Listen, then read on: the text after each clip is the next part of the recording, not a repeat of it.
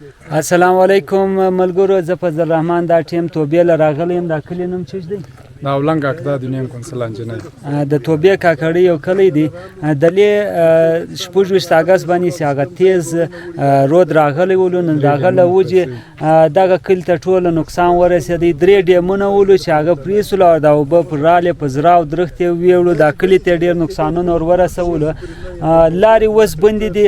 دلې د ګورنمنټ له طرفه عوامي نماینده هېڅوک هم نه دی راغلی. دوی خورا ډېر په مشکل کې دي. په وړو باندې اوس حریان دي. ولې لارې بندې دي؟ د خوراکي مواد دلې نشي را رسېدی. دلې په کلي کې ناجوړیانې لګېدلي دي. ډېر خلک ناجوړه سوي دي. لارې نشته چې دوی خپل مریضان د یوزګي پورې ورسوي. دا زما شاته چې کوم ښکاره کېږي دا زما باغ دی. په دې کې تقریبا 2000 درخته ولاړ او 1500 درختې وړې ده. او د دې سره سره زموږ کوم کلی چې دی ولنګ اکدا د نیم کنسل انجنیر توبه کاکړي په دې کې څه امراض لګېدلي دي لکه ایزه وبا مرض. د هغه څه تر اوسه پورې 8 کشنیان مړه سوي دي. تر اوسه پورې میډیا نه دی اپډیټه کړي، نه په دې باندې خلک خبر دي.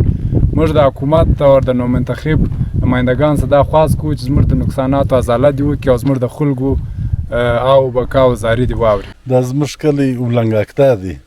په دې کې مثال دا دونه غټ سیلاب راغلی چې مثال درختې یوړلې ډېر غټ غټ تاوانونه یې وکړو او یو دلته ښه غټ دوکان و دغه تقریبا ګد یوړی او نورې تباهي یې واړولې. لارې بندې دي، یو شی هم نشته.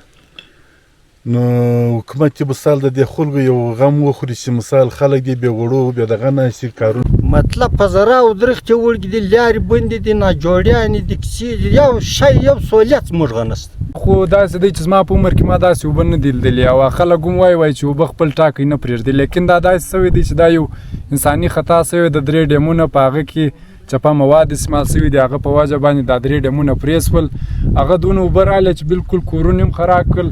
زموږ په یونین کونسل انجنیر کې دا ټیم 10,000 درخته وړې ده او زموږ د معیشت یوه لاره نه لرو. دلته صرف د معیشت 2 لارې دي، یا باغات د هغه سره مال مویشي هم وړې ده او د هغه سره 10,000 درخت هم وړې ده. خلک بالکل یو د اسمان لاندې به ژوند کوي، نه د یو خیمو دغه ورته ستا، نه د یو راشن امداد را رسېدلی دی، نه تر اوسه پورې زموږ ګورمنټ زموږ یو کمیونیکیشن ګیپس فیل کړي دي چې یا زموږ یو ریکویسټ واوري یا زموږ کوم نقصانات سوي دي د هغه اپډیټس واخلي تر اډمنسټریشن ورسوي.